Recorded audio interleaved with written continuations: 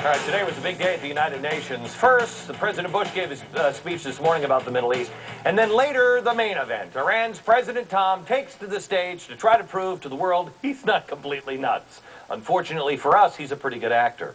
We will have much more on President Tom's speech tomorrow and stuff you're not going to hear or see anywhere else, like this.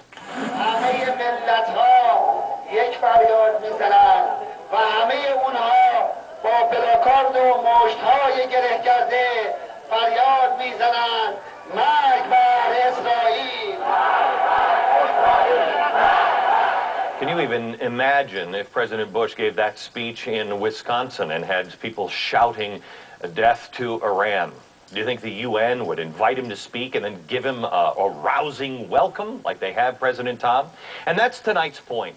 The United Nations is like Nanny 911 gone bad. Here's how I got there. Imagine if you're a parent with a problem child. Your child is so out of control that you're like, I gotta call Nanny 911 to intervene. Your nanny gets there and says to your kid, I'm gonna spank you if you continue to misbehave. Your kid continues to ignore her and still acts up. So what does the nanny do? Live up to her spanking threat? No. This is Nanny 911 UN style.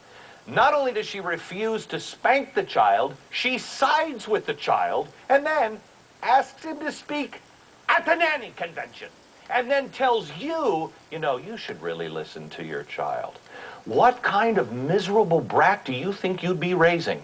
Well, this is exactly what the United Nations is doing. The world went to the UN, said, help us with Iran. Not only has the UN failed to spank Iran, it has emboldened Iran by giving it a place at the nanny convention this week.